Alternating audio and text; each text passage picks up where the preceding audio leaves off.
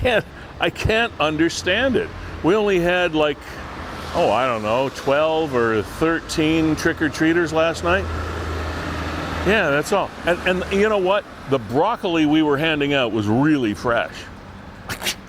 Yeah, all right. Catch you later. Hey, welcome to Season 3, Episode 41 of Niagara 411 Live with Sterry. We are fueled by Gales Gas Bars, supported by Verge Insurance Group. And of course, we are going into our lovely home once a week here at Fiddler's Poorhouse. And yes, I know it's a Tuesday. We haven't lost track of our minds, but it just happens to be a Tuesday.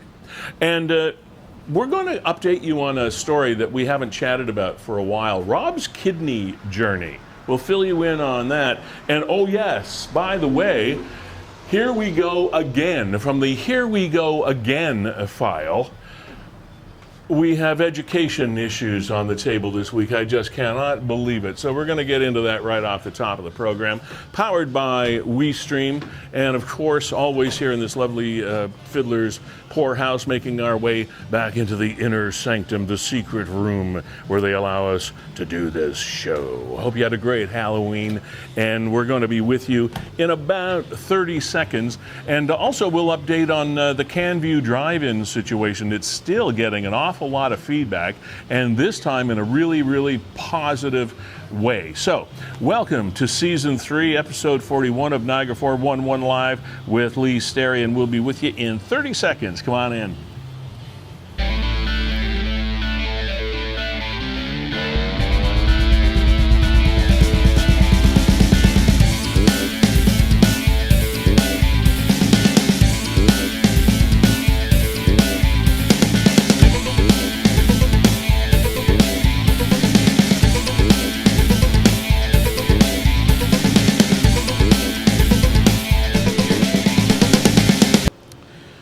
And here we are at the lovely Fiddler's Poorhouse, Niagara 411 Live, Season 3, Episode 41 already, with Sterry. Kevin Jack, our executive producer from WeeStream, we'll chat with him in a minute, but I want to start right here because, frankly, not to put too fine a point on it, and I don't even have a horse in this game. I don't even have school-age children.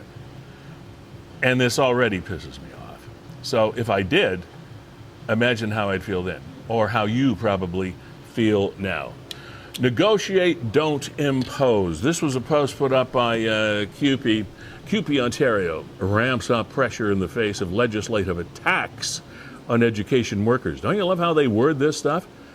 In the face of legislative attacks on education workers. Education workers and the communities that they rely on the delivery of their services will not take the Ford Conservatives' bully tactics, said the Canadian Union of Public Employees, CUPE Ontario, whose president is Fred Hahn, by the way, remember that name.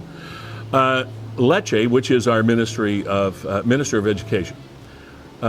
In quotes for this piece, Lecce wants to convince kids and parents and education workers that he has, in his words, no other choice but to introduce the legislation, which is a back-to-work legislation, by the way, that they're negotiating, or they're probably yelling about right now in the ledge at Queen's Park.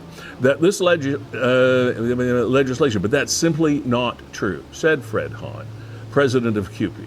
He has a choice to offer an adequate salary increase. Sometimes the print gets a little small, doesn't it? Sorry about that. Increase that compensates for over a decade, thanks Kevin, of wage cuts. He has a choice to invest in education to ensure adequate staffing levels from the classrooms to the libraries. And he has a choice to continue negotiations without having the threat of ramming through a contract full of concessions and wage cuts over the heads of frontline workers. Oh my God. I'll continue. The next paragraph really gets to the meat and potatoes here. The final offer of the government to education workers consists of a wage increase of 2.5% for employees earning less than $26 an hour and 1.5% for those earning more. inadequate protections against job cuts, no paid prep time for education workers who work directly with students, cut to the sick leave, short-term disability plan, and more. Lecce calls this offer a generous one, said Hahn. A 0.5% wage increase to an already insulting offer isn't generous. An additional $200 in the pockets of workers earning $39K isn't generous. It wouldn't even be generous to accept our proposal. It would be necessary, reasonable, and affordable. It's simply what's needed in our schools. Whew.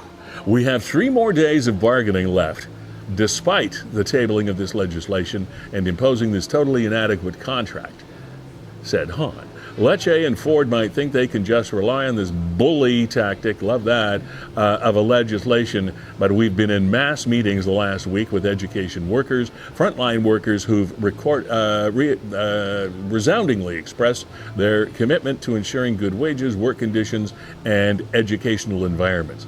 On Friday, regardless of what this government does, we will be engaging in province-wide political protest where no CUPE education worker will be on the job until we get a real deal.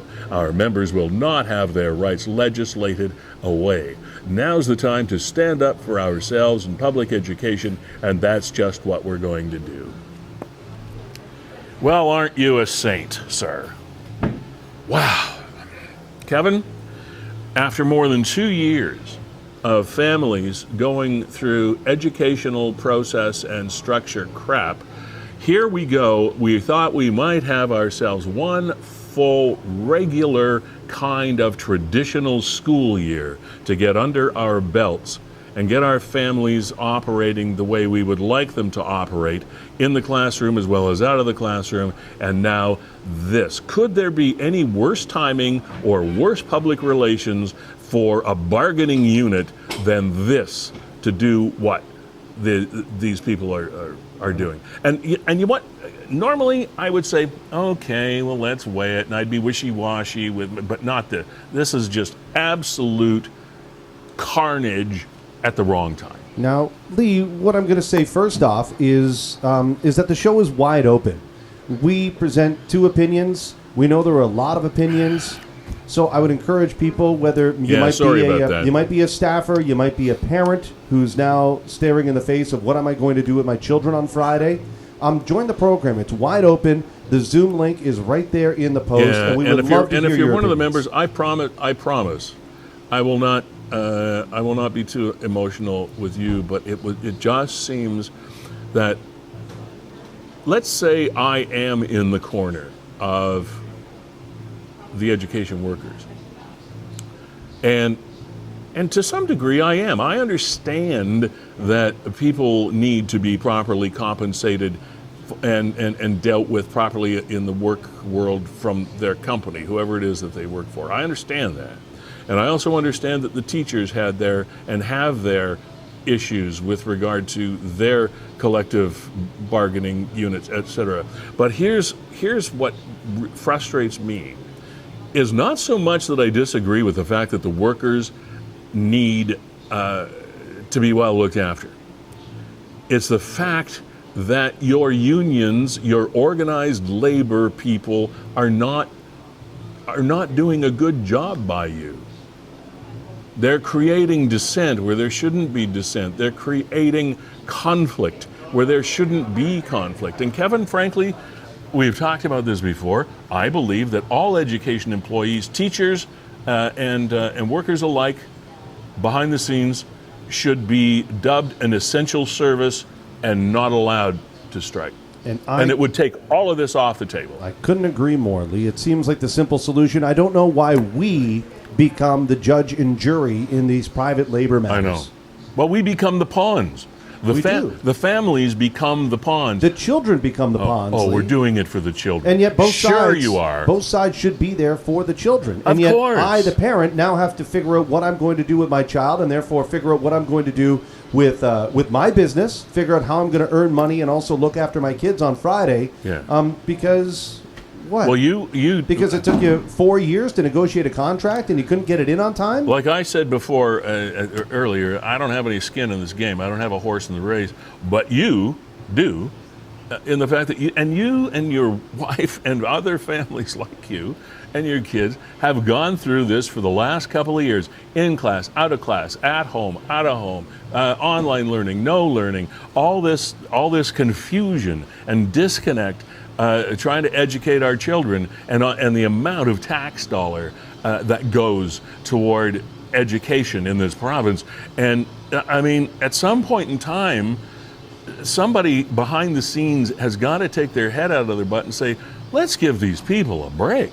And I think that's what the government right now is trying to do. They're trying to say, look, no, keep the kids in school, we'll negotiate, we'll talk to you and all the rest of it, but can we please just go forward? Can't we all be friends? On the other side, Lee, is the government is saying, yeah, we don't want to negotiate anymore. Here's what we're legislating. And you're going to get 2.5% if you make below a certain threshold, and you get 1.5%. Because they were pushed into that position. On the other side, you had CUPE approach negotiations, and their ask was more than 11% annual increase. 11%. And who has ever received 11? It's ridiculous. Except maybe back in the 60s when the GM workers went on strike. It's a non-starter. If you come to a table, and just so you know, Lee, I belong to a union. I've also been a steward of a union, and I've negotiated a union contract. Okay. So I've been at that table. And if you come to that table and draw a line in the sand and say, we demand an 11% increase, it's a non-starter. Well, guess what? I'm sweeping the line away from the sand. Where do you want us to go with that? Yeah. And he still said there, like, you know, our ask was reasonable. 11% is not reasonable. Who Not out there is all. getting an 11% salary increase at your job? Let alone collectively. Nobody. Let alone on the taxpayers. Anyway, Lee, we got some other stuff to hear and share on the Yeah, show. let's do that. Where do you want to go? We can go to. Let's go to Hahn first. Okay.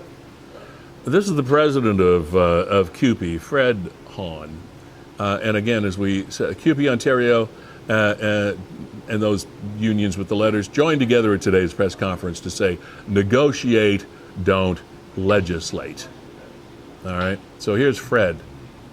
Today, the Ford government introduced legislation to force the lowest paid education workers further into poverty.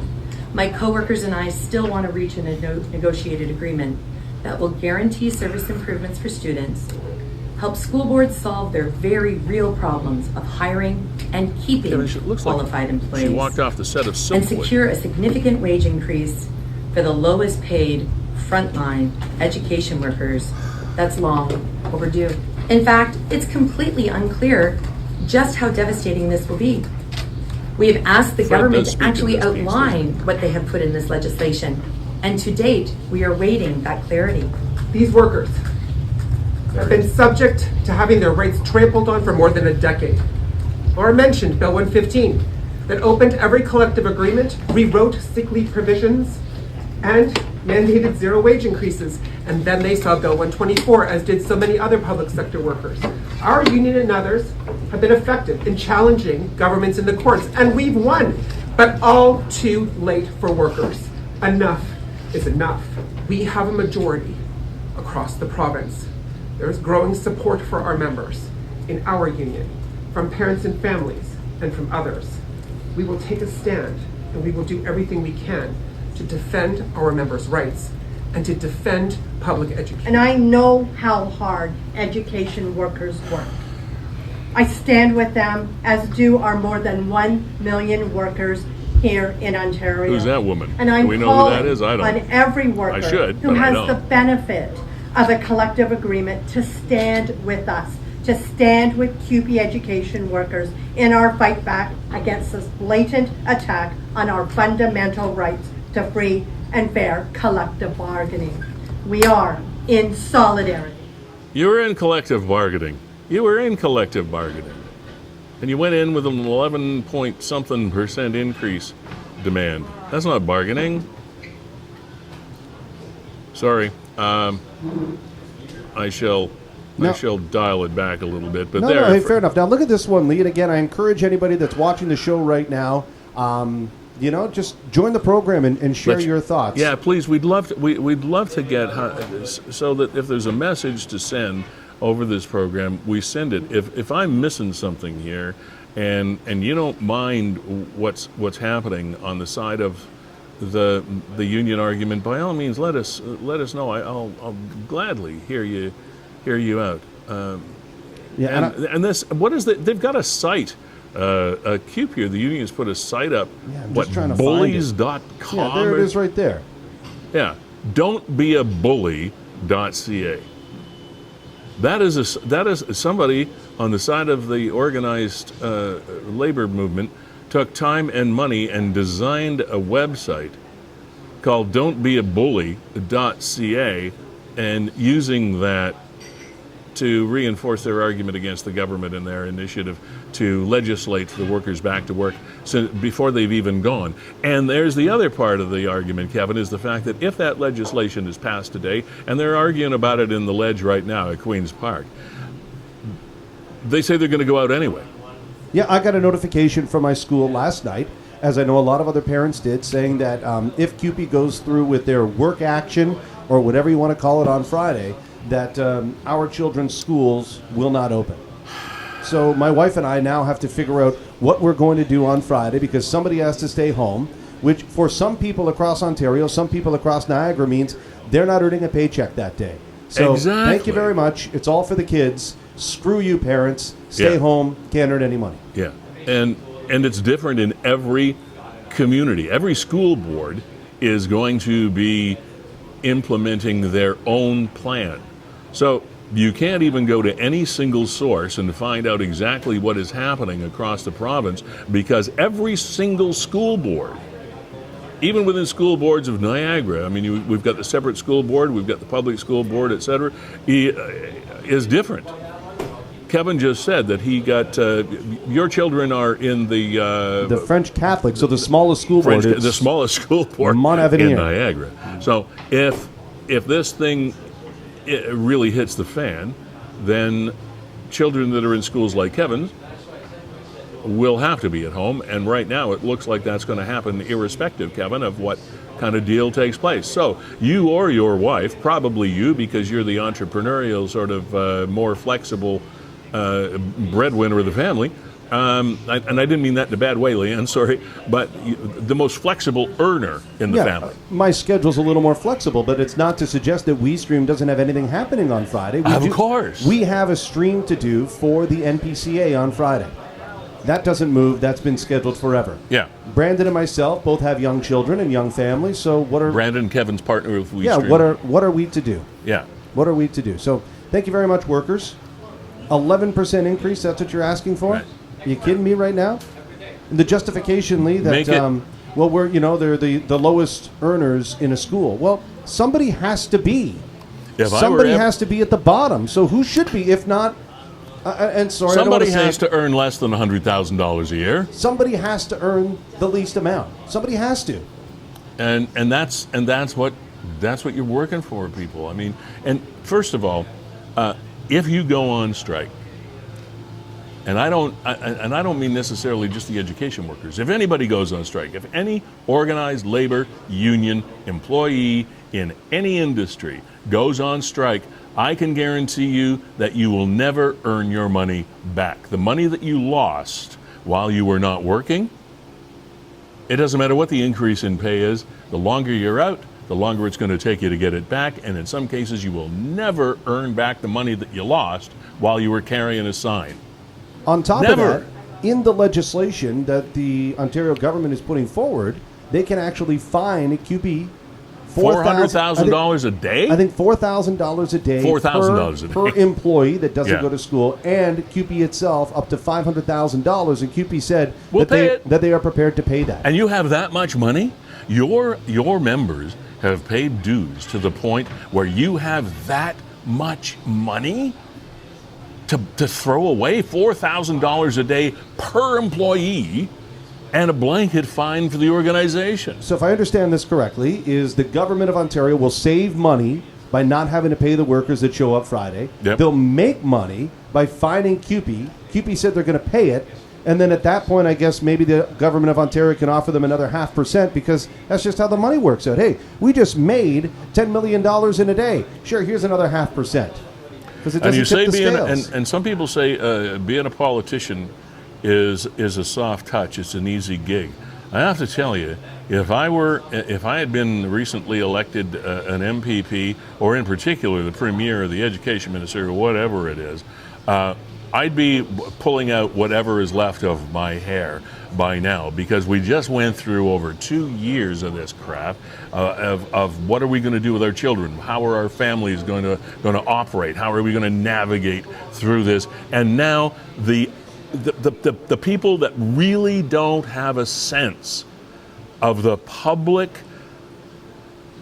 emotion and thoughts on this are waving the flag for the rights of the worker. Well, frankly, the families don't care right now. They just want to go about their lives and get their kids in school and shut up. Sorry. But it just rankles me that they're so out of touch, Kevin, with reality. So terribly out of touch with reality. And then they wonder why the rank and file and the public speak so ill of the education sector, and teachers have bad reputations, and education workers have such bad reputations. The public relations surrounding your jobs right now is surrounded by your union representation, and they're not doing you any favors. They are not helping you. They are helping themselves. Lee, it's an old argument, but when we start taking a look at the salaries, and some people might look at that and say, boy, under $40,000, how do we have these people working in our schools? Now, remind yourself that it's 10 months out of the year. Yeah. So there's actually about 16% of the working year left available. So what I can't do, Lee, is get another job in the summer to earn more money. Or if you want to add 16% to a salary, a $39,000 a year salary, which is the QP average, then works out to about $45,500. How do you... Anyway, what I want to do, Lee, is... I want to hear from Lecce? Minister Lecce, yeah. Okay, let's hear. Now, sounds like a Starbucks drink, doesn't it? This is not his announcement yesterday. I think it's after the announcement with the Q&A, and they're just talking about the threat from CUPE to actually walk off the job on Friday. There's not going to be a strike on Friday based on government actions, but we're hearing there is. Is there anything the government can do short of finding some common ground at the table with CUPE? It is obviously very regretful, very concerning to hear that. It is certainly our intention that the kids in school, we will pass a law. And obviously, I think there's not a parent in this province who would be supportive of children staying home for even one day of a strike. The Premier made this clear. The government made this clear. Medical and pediatric experts, teachers in the front of class have made it clear. These kids need to be in a school, in a routine, learning, getting back to basics, enough of the disruption to their lives. And this is not just an academic challenge.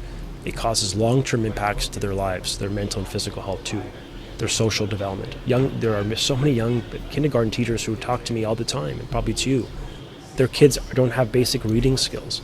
Stability is the important outcome we can achieve for parents, but more importantly for their kids. We gave the union an option. We pleaded with them to accept it, a better option, by the way, where we moved.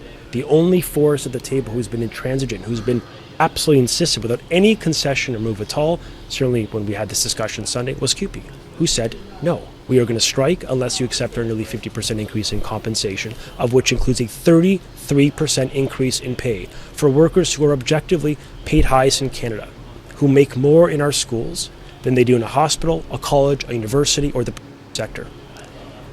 And we believe in them, and we support them, so much so that we're going to increase their pay every single year over the course of this contract. But they've made the decision to strike, and we've made the decision to introduce legislation to provide stability. And I do hope common sense will prevail, the interests of kids will prevail, and those workers will be in school on Friday, do the right thing for 2 million kids that depend on all of us to be the adults in the room and put our kids first. I, frankly, although I have not always been a supporter of the position of the provincial government and Education Minister Lecce, but that being said, I can't find really a flaw, Kevin, in what was in his statement there. Unfortunately, it makes sense. And in these days when we are attempting to make sense out of things, that's a rare occurrence. It's rare that you can look at something and say, okay, that makes sense. But do we really want to make sense, or do we just want to cause turmoil and maintain the position and the salaries of the administration of unions. Oh, there is that. Well, I suppose that's not a bad motivator. Yeah, Lee, one of the frustrating things for myself as well is, I mean, this isn't a school environment. And when you have an assignment that's due on Friday, if it's not done on Friday, it's late.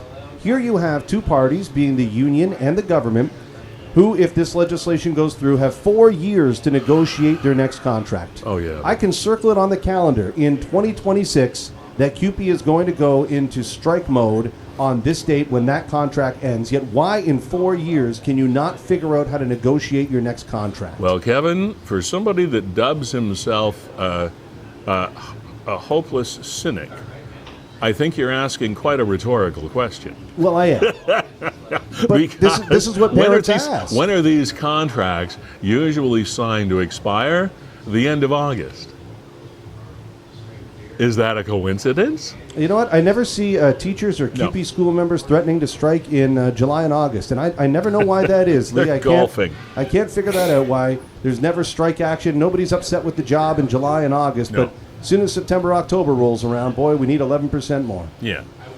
And so I'm talking from a frustrated parent perspective. I'm also talking from a person who's been in a union, who's negotiated a contract, and would never go to the table demanding an 11% increase. That's not in good faith. It's ridiculous. This supports my position if, and this is never going to happen, if I ran for political office in the province, my I guess holy grail would be to get the education sector designated as an essential service.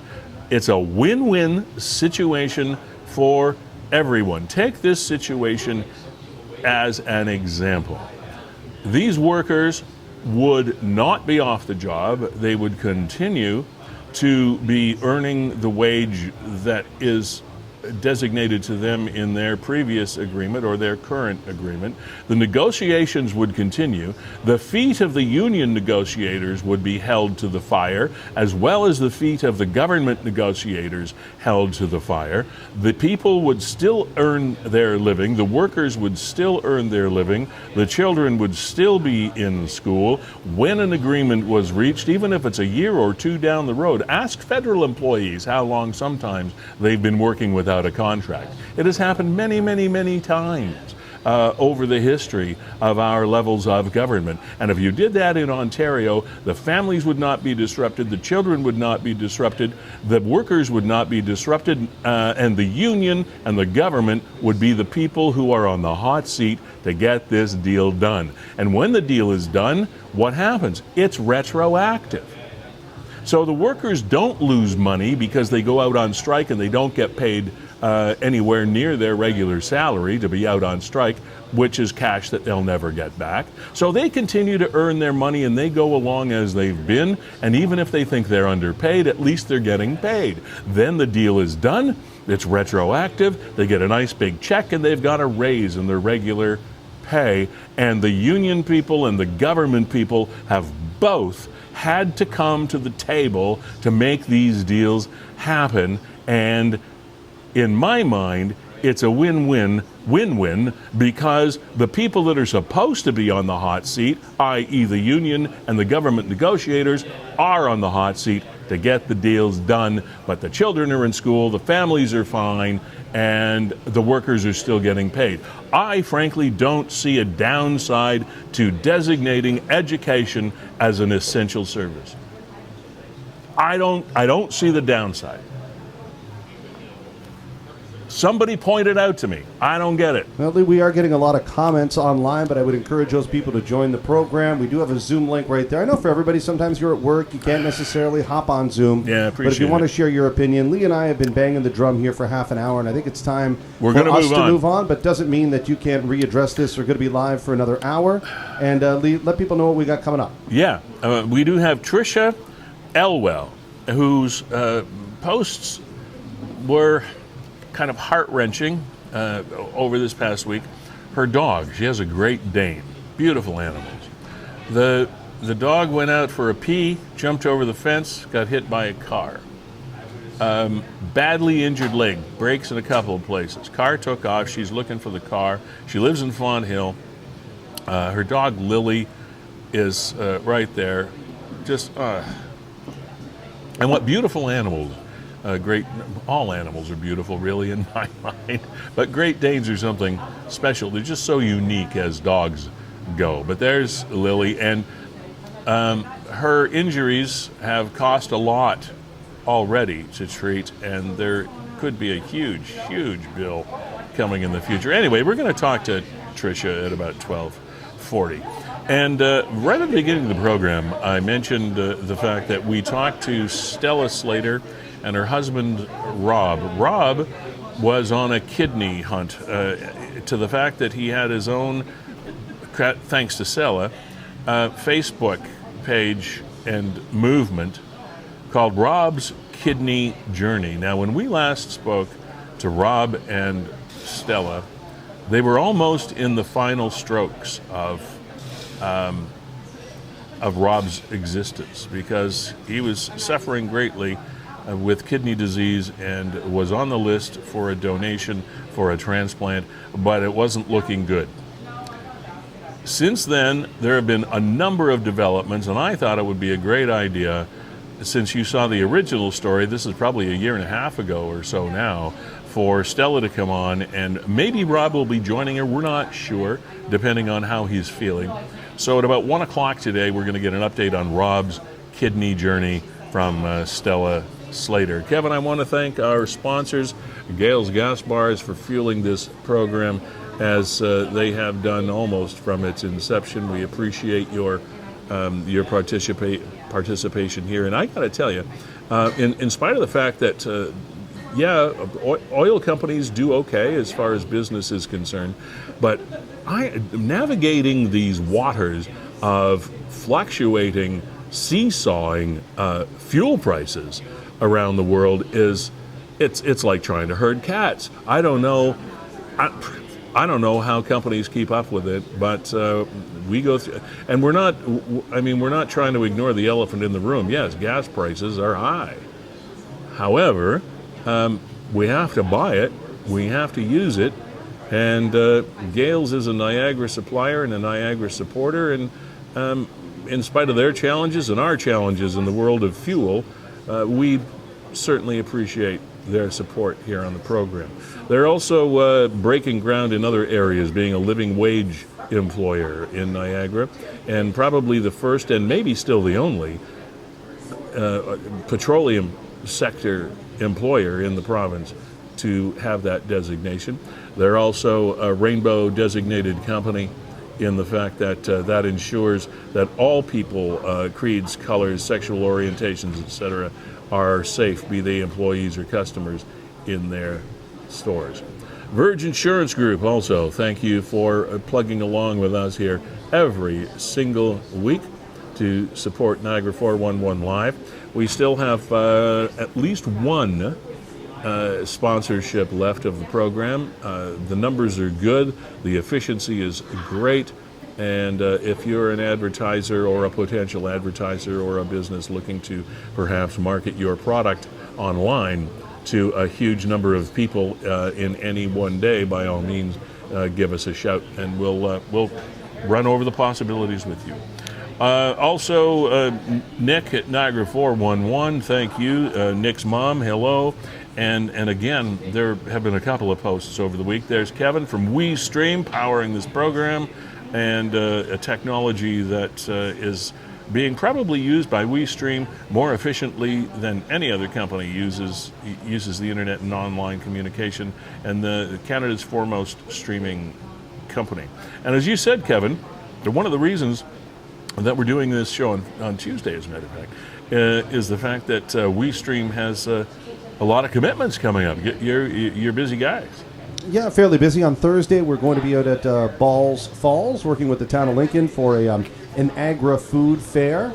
So we're putting the pieces of that together for them. On Friday, we'll be streaming another board meeting for the NPCA. And believe it or not, tonight we've got a couple of council meetings.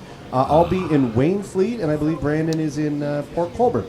And you'll see us all over the place in November, as we have a lot of inaugural meetings as new councils are kind of ushered in. So we'll be streaming the City of Niagara Falls on the 15th, and a week later on the 22nd. I think we're into 3 different municipalities. And these are exciting times. So, okay, Kevin, let me ask you this right now for somebody that's watching this. You say you're streaming Waynfleet and Port Colborne.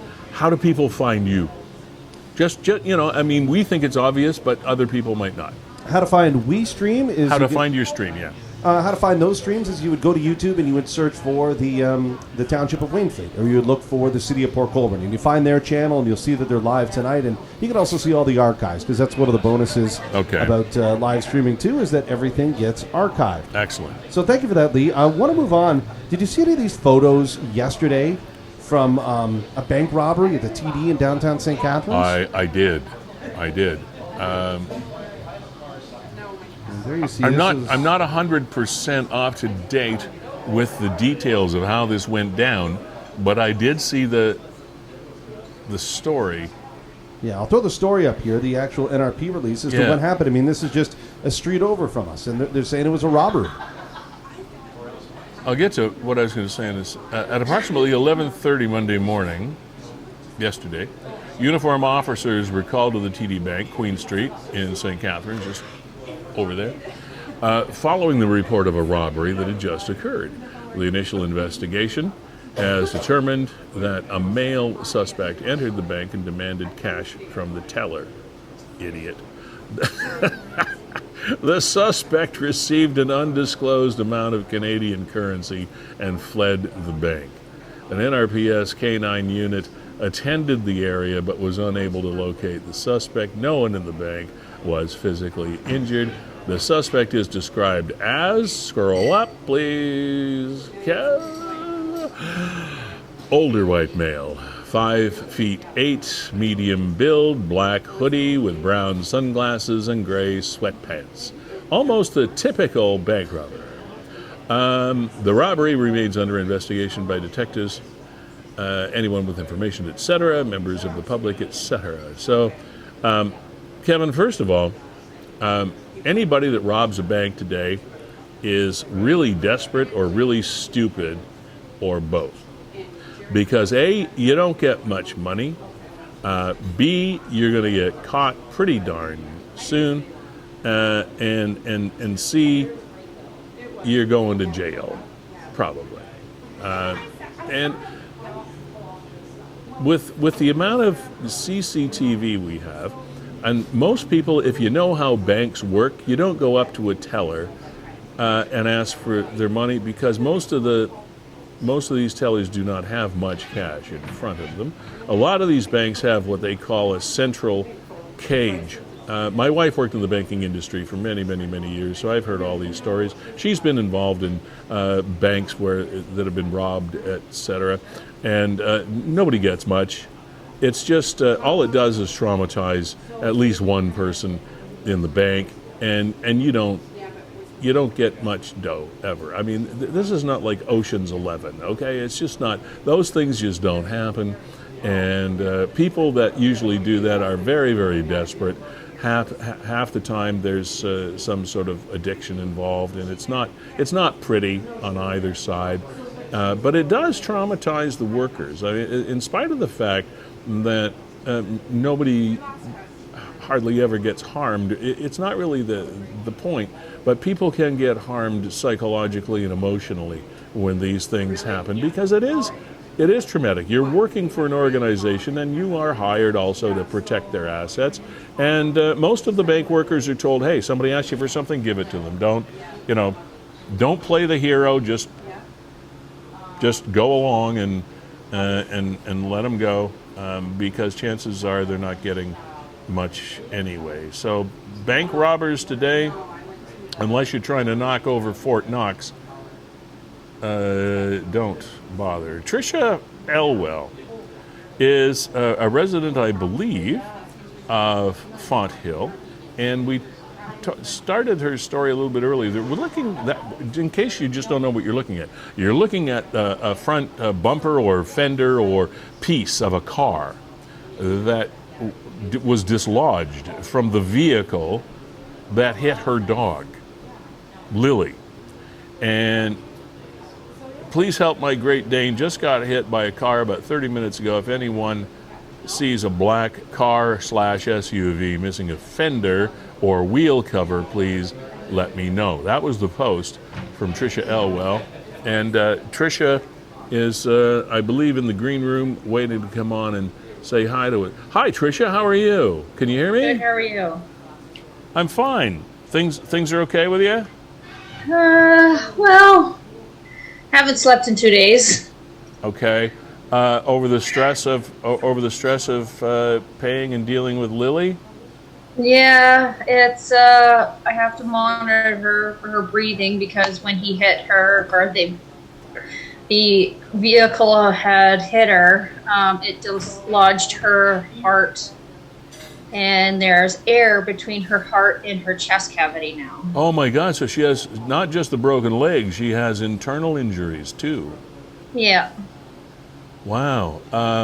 Okay. Well, how is she doing right now? Is she active at all? I've been force-handing her food. She's getting, I don't want to say better, but she's at least getting up on her own. Okay. With my assistants kind of holding her. She's tried to get up and walk a little bit, so now I have put a bunch of stuff that she won't slip on my floors just because I don't need another accident. Yeah, right. So as we understand it, you let her outside to relieve herself and she jumped the fence. Yeah. Okay. And where exactly are you? I'm actually, I'm just up from the stop sign where the lady got hit the other day. In where are those? Give us the location. On Station and Port Robinson Road. Okay. And so Lily jumped the fence. Has she done that before? She did, but it was during the day. So,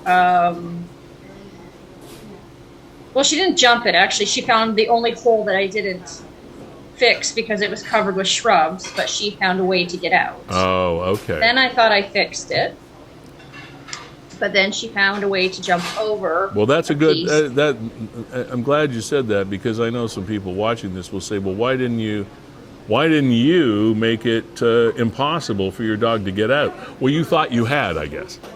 I thought I had, yes. But now that the leaves are moved from the trees and the shrubs are becoming bare, she found, I guess, an opportunity. Yeah, and it's hard to do that for a Great Dane. How old is she? She's 16 months. Oh, so she's still just kind of a pup as far as dogs are concerned. Oh, yes. Yeah, so she's got a lot of energy left in her because I thought older Great Danes probably wouldn't do that because, we know those great big dogs don't have a long lifespan, but at 16 months, she's probably got a lot of energy still. Oh, yes, she loves to play. Yeah, okay. So, her injuries included a leg broken in a couple of places, right? Yes. So and now, both legs in her left arm, or forearm, I guess they called it, are broken. All right. And the internal injuries which you spoke of. Now, you're looking for or you're trying to get help to find the driver of this vehicle. What do you hope to accomplish here, Trisha? Well, I more or less want to bring attention to people that Port Robinson Road is not their personal speedway. Just because Highway 20 was never designed for the amount of people that live here in this city, town, whatever you want to call it now, they use Port Robinson Road as their personal bypass, and they don't stop at stop signs. They don't obey the speed limits. The city doesn't seem to care, because I've gone years ago to get speed bumps put down Port Robinson Road, and they just don't care. Okay. And so, again, what is it that you're trying to accomplish by finding the driver and finding this vehicle? I understand, and probably what you're saying applies to a lot of different thoroughfares in Niagara where people take their roads for granted and sort of all bets are off and I can just fly down here at my at my leisure, which is unfortunate, especially when things like this happen. But have you asked the police or any sort of official what, if anything, that driver could be held responsible for? Actually, my neighbor that just moved across the street from me, my spouse went across the street after I had taken her down to the emergency, and she said that it's basically like a deer getting hit. You can't go after the deer, right? Yeah.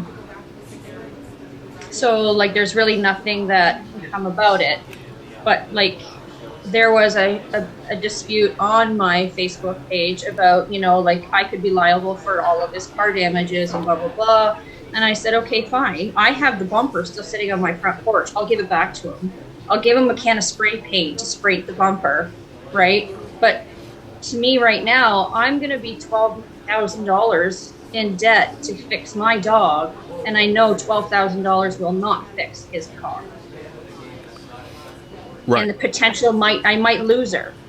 So can I He's hop not in gonna here? lose his car. Tricia, so you're telling me did you hear the accident, and then when you came on the scene, you mean to tell me that the bumper had completely come off the car?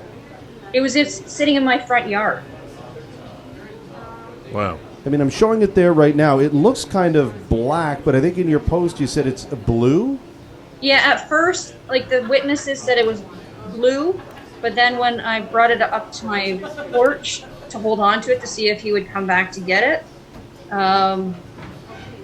it was black. So I changed my post. So what is your, you talked about $12,000, and I know you've obviously already sustained some significant veterinary bills, and you mentioned, I think, in your post that there is an operation required that is going to cost somewhere in the neighborhood of $6,000.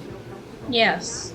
And is that the operation for Lily's internal injuries? No, that's just her leg. That's just the leg. That's just the leg. So are there other procedures required for the internal work? Not really. It's just basically if she survives, she survives, and if the air goes down, it goes down. Okay. All right, so you have a GoFundMe page, and I don't blame you. I mean, some people would say, well, I mean, you've got an injured dog, dogs cost money, etc. But this is a big dog. It's a big deal, and it's a lot of money. And so the GoFundMe page is up. How do we find you if we want to give you a hand with this? I did do an edit, and I put the GoFundMe underneath that link that I put for you guys, that I tagged you guys in. Okay. But yeah. Okay. Sorry. So no, that's fine. I what I was surprised by is somebody would even suggest the possibility that you would be responsible for the damage of a vehicle. I mean, it's an animal that animals are animals. You have to understand that they're going to do what they can do, and they're going to do what they want to do. And unfortunately, when animal meets car, usually a car wins, and it is what it is.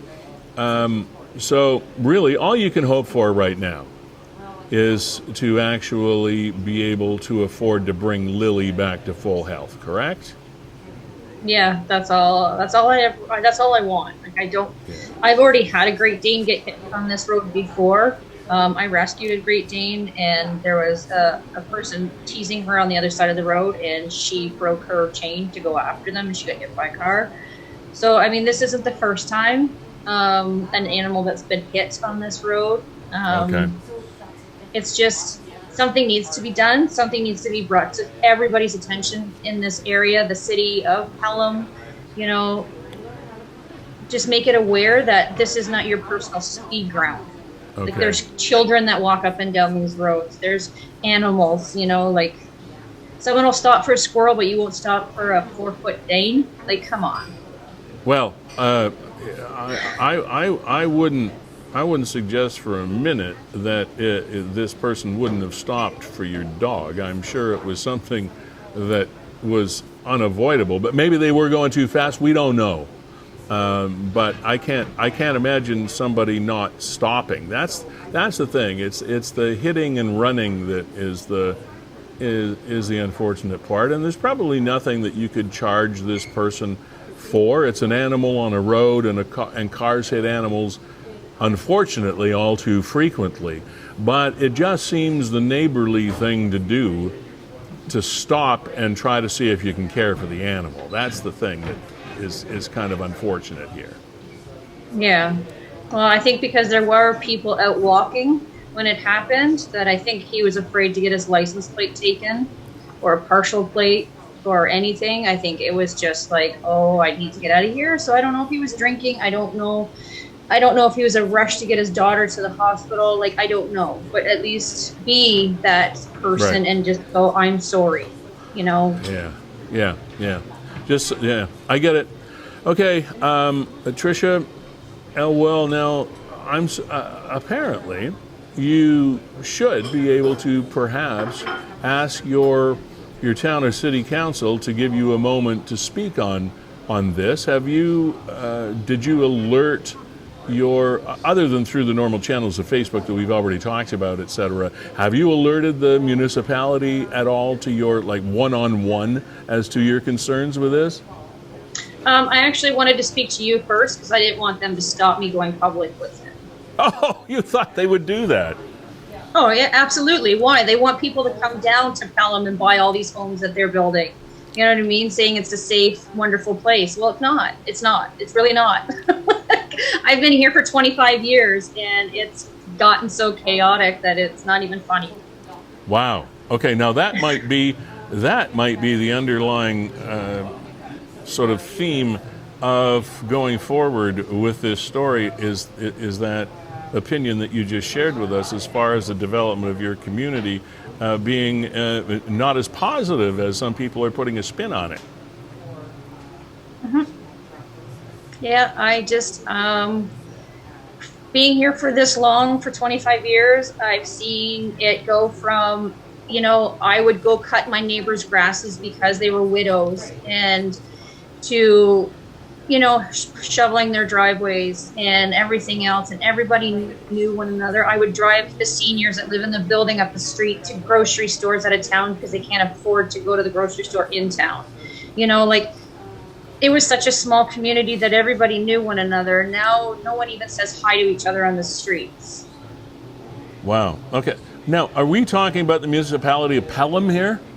Yes, Pelham Fonthill, yes. Pelham Fonthill. Yeah, I mean, Lee, if you haven't been down that way in quite some time, I mean, Highway 20 is, you barely recognize it anymore. I have been, yeah. And then once you go down like Rice Road and some of these, and you see all that new development in and around the Port Robinson area. Where, I confess I haven't been in the Port Robinson Road area, your neighborhood. Your mind would be blown. It pales in comparison to what Fonthill was 20 or 25 years ago. And hey, good or bad, I'll leave that up to you to decide. All right. Well, to me, this is a really important ancillary topic of this story. First of all, though, first and foremost, is Lily's health, getting her back to full strength, so she's got a nice, long, full life. And the GoFundMe page is. Tell us again how to find you. I will go back on Niagara 411 and I'll make sure it's there. All right. And if not, it's under animals, and her name is Lily. And all right. Yeah. Trisha, thank you very much. I feel sorry for Lily, and hopefully she comes through this. They're beautiful animals, and I guess you got to look at securing that property even more with all this development going on. So good luck with that. Thank you. I'll be hopefully moving soon, so I don't have to deal with this anymore. Okay. Well, all right. Somebody moving. Okay. Thanks, Lily. Have a good weekend. Or you week, too. Thank I you. should say. I keep forgetting it's Tuesday. Thanks, thanks. Kevin, that's disturbing when you hear someone, and you, of course, sorry, I'm kind of stuttering around this. I got so many thoughts going through my head, is the fact that you have quite a history of a knowledge of the Port Robinson area. Absolutely, driven along Port Robinson. My in-laws actually live on Port Robinson Road. Yeah, so I know a lot of that area. And again, good or bad, I mean, it depends how you feel. I mean, this is the way life goes. I mean, we put houses where farms used to be, and communities develop. I mean, it's good for it's good for the economy, et cetera, but lifestyles have to change and adapt to the changes that are going on. I mean, even where my in-laws live, which is is Port Robinson West, so the St. Catharines side of the Welland Canal, and you see all the homes that Empire's putting in there, and it's really changing not just the landscape, but there's a certain type of person and a certain type of family that chooses to live in those areas, and unfortunately, when those areas begin to change, that lifestyle is no longer afforded to them, and there's always going to be a butting of heads when that happens. And of course, case in point, a perfect example is Trisha. She says she's lived there for 20 years or more, and you never like to hear people say we're going to move out of a community, but she says hopefully I'll be moving soon, so I don't have to put up with it. And this is that area, sort of a laid back, easy going, relatively previously safe and quiet community. Apparently that's changing.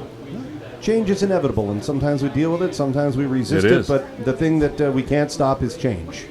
So and the things you can't stop is animals being animals, doing what they do, and sometimes terrible things happen. I kind of feel sorry also, and I don't know whether this is misplaced empathy or not, or sympathy, but for the driver of the vehicle, because it's very traumatic. If you've ever hit an animal, and I have, not very often, thank God, only wild animals. I don't know how I would react if it was a domestic animal and somebody's pet. That would be, because I have pets, and that would be horrendous. But I can understand the trauma that this person went through that was driving the car. You know, it's not easy for anybody. Coming up in just a bit, we're going to be talking with Stella Slater. Stella Slater is the very, very dedicated and supportive wife of Robb, of Robb's Kidney Journey. Now, I can't remember the exact date that we spoke with them before, but it was well over a year ago. And Robb is a young man. He's, if I remember correctly, a real estate agent. And at his young age, he unfortunately was involved with kidney disease and was in search of a donor because he was on the kidney transplant list for the region of Niagara. Well, when we last spoke with them, they were kind of feeling like they were in their last gasps of hope to get this deal done. Well, since then, a lot of things have happened, and most of them positive, and I thought, well, let's bring this full circle, at least up to date where we can, and Stella is going to bring us up to date with Robb's Kidney Journey. And Lee, you know what? I can see in the green room right now that Robb is up and around, so we get to talk about Stella and Robb. Oh, awesome. Robb's going to be here too? In a couple minutes, which leaves us enough time. Do you want to talk about that the theft of the book in Niagara on the Lake? It's so vague, and yet it perplexes me. This goes back to one of those sort of movies where somebody's stealing valuable artifacts of the past. But do you recognize this individual? Officers are seeking to identify in relation to the theft of an antique book with historical value from a Niagara on the Lake heritage site. Now, Kevin, try as we might, we haven't been able to really have that heritage site identified, have we? No. But there's the alleged vehicle, which is kind of nondescript. There's the guy. It looks like he could be a guy from a movie trying to steal the Declaration of Independence, like one of the commenters said. He just doesn't look like your regular common criminal, but there goes he with, I'm assuming this is the alleged antique book under his arm, leaving this facility that looks, well, kind of like a museum or a sitting room or a tea house or something. But those are the only pictures that we have. We don't have the name of the book. We don't. What is that? A fire extinguisher by his left arm and a like. I'm trying to make out what that looks is like. actually a picture of. I don't know why the NRP were so vague with identifying the location. Just a historical book from a historical location. Maybe they didn't want some copycat kind of thing. But you're right. It does reek of like Hollywood movie. It's Da Vinci Code. I mean, this guy isn't a smash and grab gas station robber with a mask and a gun. He's just he kind of knew what he was coming in for by the looks of it. That would be my guess. He looks like some sort of academic, well turned out, reasonably affluent sort of guy. But what did he take? And from where did he take it? That must be some book. Sorry, I dangled a participle there. I ended with a preposition. But, so just for those of you that are grammatical... I mean, the guy's driving a minivan. Yeah. He's dressed well. He's clean shaven, like those shoes. And he steals a book of historical value. From someplace. Bizarre. From someplace in Niagara-on-the-Lake. So bizarrely. Why don't we know... See, these are the things... And I'm sure the cops have a reason. Maybe they don't want other people to go there thinking they can steal stuff because there's valuable things there. Maybe there's things that they know that they don't want to tell us because they got a trail on the guy, but they want us to help them to pick this dude up, and we don't know what he stole and we don't know where he took it from. We don't even know the area. Okay. Stella Slater has been working tirelessly for quite some time now in the plight of her husband, Robb. And it's Robb's kidney journey that we were first alerted to way back when, and I wanted to talk with her because things have moved along fairly swiftly and in mostly positive directions, I think. Stella Slater, welcome to the program. And Robb, you're up and about. Good to see you guys. How are you both doing? Good. Good. Yeah? Okay. Yeah. Now, I don't know who... Let me start with you, Robb, since you're the guy that is floating a new kidney here today. You look relatively like you got color in your face. You're reasonably healthy. How do you feel? Sore. Sore still, eh? Yeah, well, the pain goes away slowly. Now, when did you receive the transplant? On the 13th. Of what? October. Of October. Oh, just this month? Well, last month now. Oh, yeah, it's last month now. Okay, we're November the 1st. Okay, we're splitting hairs. Okay, yeah, so less than a month ago. Yes. Okay. Let me slide over to you, Stella, since you were the first one we decided to talk to here. From the last time we talked to you, when was it? Was it over? It was over a year ago, wasn't it, that we chatted with you and Robb last time? I think it was 6 months ago. I think it was in May or April. Yeah? Boy, time flies. Okay, so after we talked, when we talked the last time, both of you, and you guys can both weigh in whenever you like, is you weren't really feeling in a hopeful situation at the time. You were on the transplant list. You were looking for a donor. You didn't have one. Can you bring us up to date? Walk us through the history lesson here of what happened since we talked to you last. Yeah, at that time, we weren't very hopeful. I think around the time we talked, we had an appointment with Robb's transplant team. Mm-hmm. And they said that there was nobody in the testing process, and basically we'll see you in a year because no one was in the testing process. But then a couple months later in July, we got a phone call randomly from the transplant team, and they told us that they had a living donor for Robb, and someone who wanted to stay anonymous. And a month after that, we got a surgery date of October 13th. Wow. So I didn't know who the donor was. A living donor. Mm-hmm. Okay, so Robb, how did that make, when this out of the blue, this call probably came, what went through your mind or your heart when this happened? It was out of the blue. We had no idea. But my heart sank. Like I had no idea how to feel, what to say, what to think. Even I had no words when my doctor told me that there was a living donor.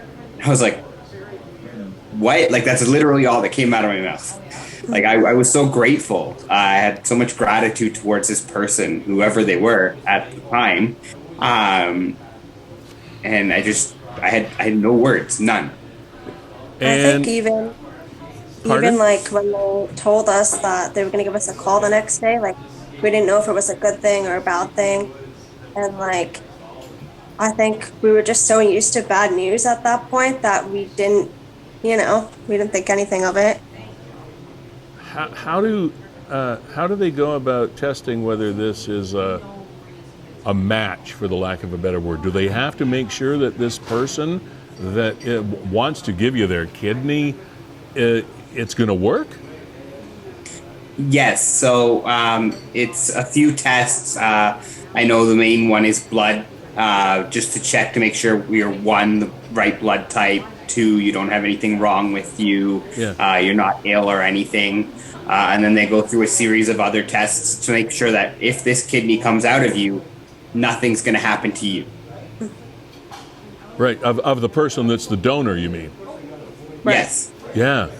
Okay. So, how long did that process take? How long did you have to go through the evaluation process? So, when we eventually found out who it was, they came to the house and they told us they had started their process in January. And so you do know who it is? Yeah, eventually they told us who they are. Actually on Thanksgiving. It's a family friend. My parents have known them for like 40 years. Yeah. That's amazing. Mm-hmm. And so it was that kind of, so an old family friend stepped up and said, you can have one of mine. Yeah. Yeah, and we had absolutely no idea that they were even getting tested. Yeah, we didn't find out who it was, I think, until the week of the surgery. They decided to tell us. Yeah. Wow. Yeah, because they came to our house on the Monday, and the surgery was on the Thursday. Okay, so you go through the prep. Do they take the kidney from one person and put it in another person on the same day?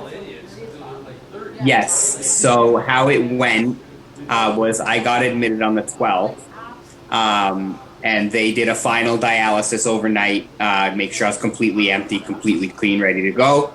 And then the morning of, the donor showed up at 6 o'clock in the morning.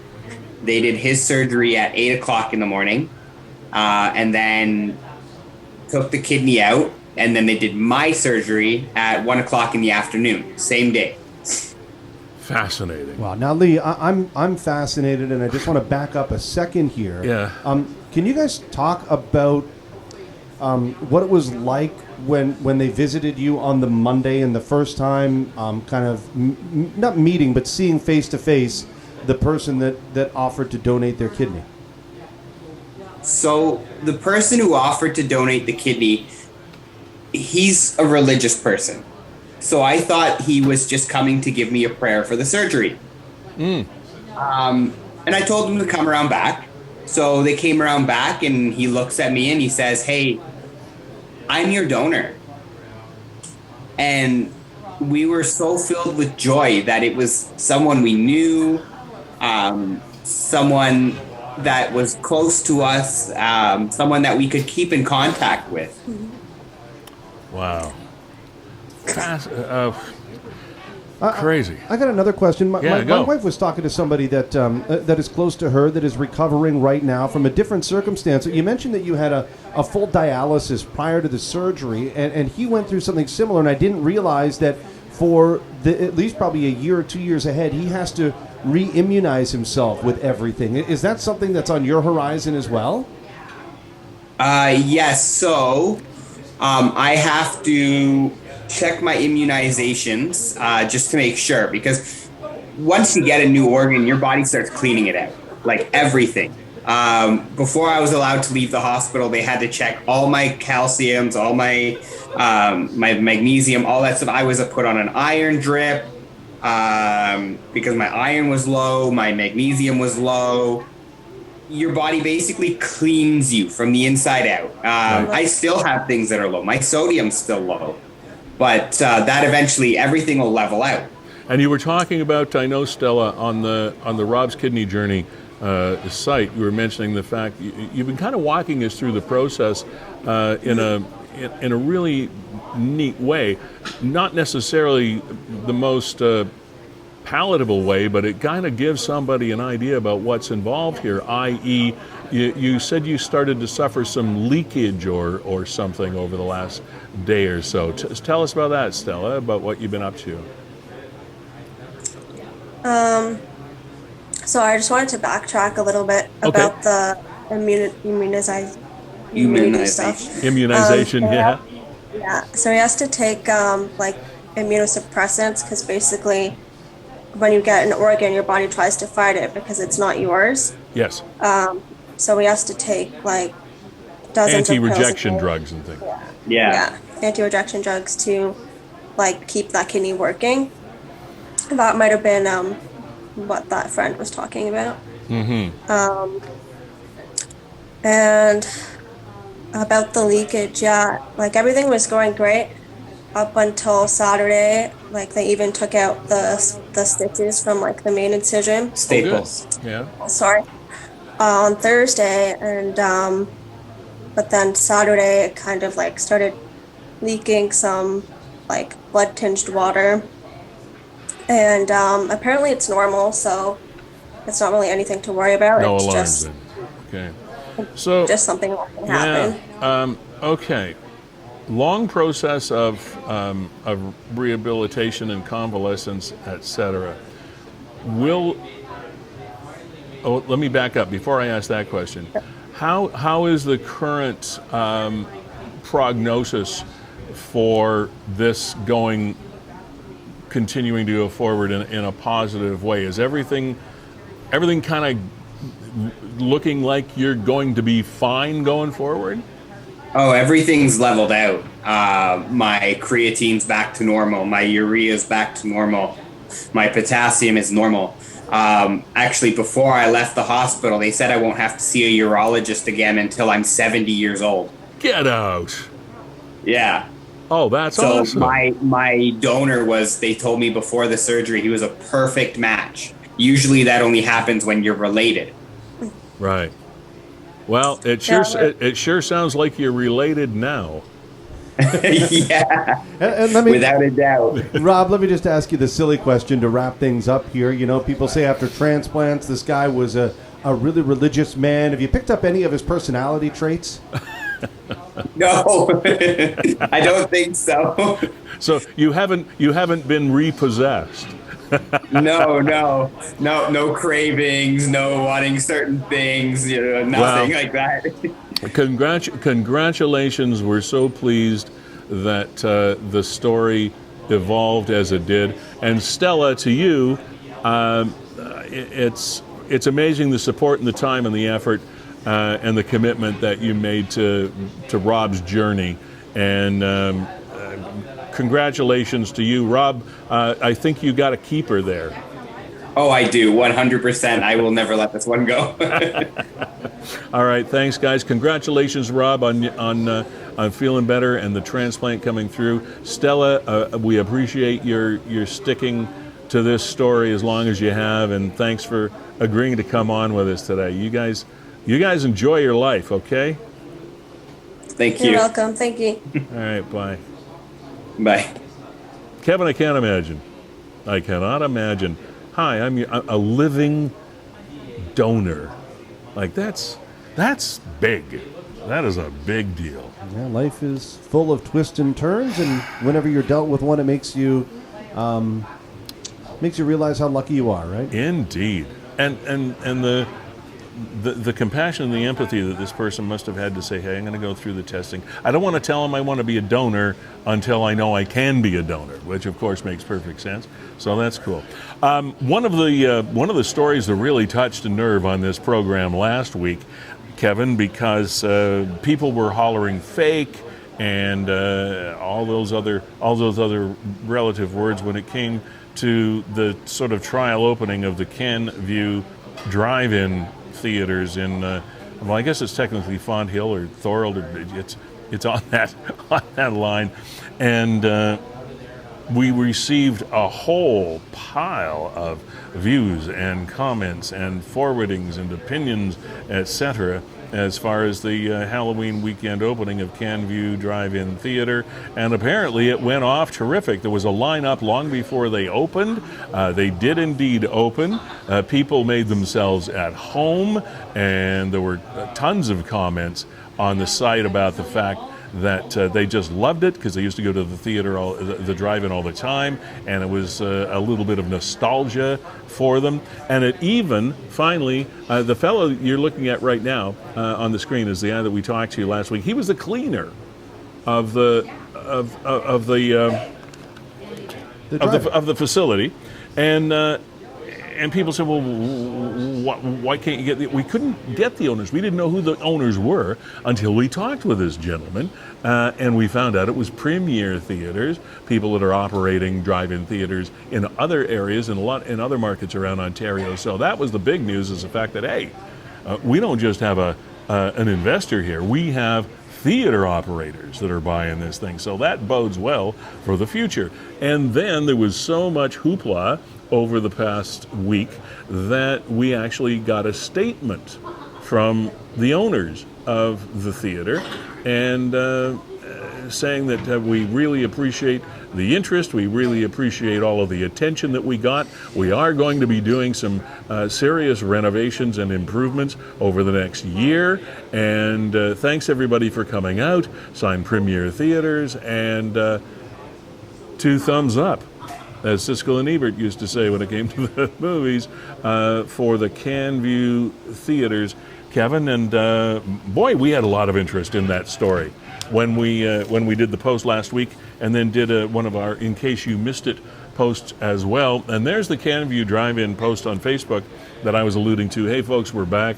We're excited to announce that the lineup from tonight, Friday, October 28th to Sunday, October 30th, will be the following. And then the Halloween Ends and Pray for the Devil on screen 1, Smile and Scream on screen 2, and on it went. So if you would, I think, Kevin, I'm just thrilled that story turned out that way. No, absolutely. And you know what? I mean, it was weird because news came out in a rather informal way, and that was by design from Premier Theaters, because they just wanted a soft opening. So it was almost like, hey, Anthony, you know people down there in Niagara, can you just spread the word? Maybe we can get some cars there. Right. And boy, oh boy, did that take off, and people were wondering why there's no quote-unquote official announcement. Well, sometimes official announcement in today's day and age come in a lot of different forms. You know, it was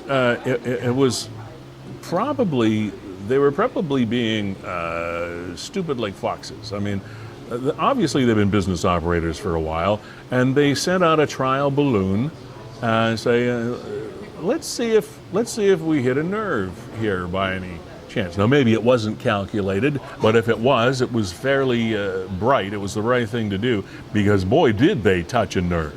And I wanted to, again, that gentleman you saw on the screen, Anthony, the owner of the OMG cleaning services here in Niagara.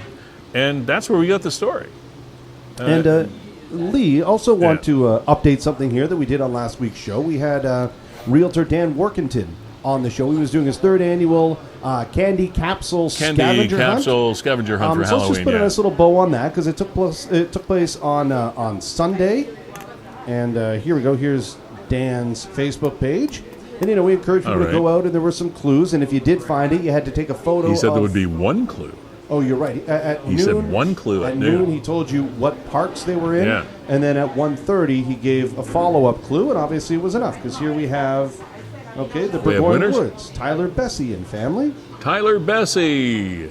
There they are with their with their Candy capsule. container, their candy capsule. That's it. Yeah. So that's nice. So they found that in Burgoyne Woods. Okay. Walker's Creek, Dylan Abbs and family.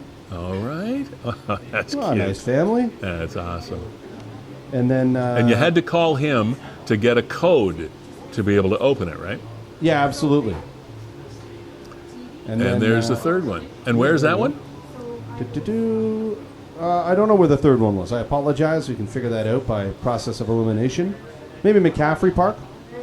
Okay. There you go. Congratulations to her. Way to go, darling. That's super. That's nice. That is terrific.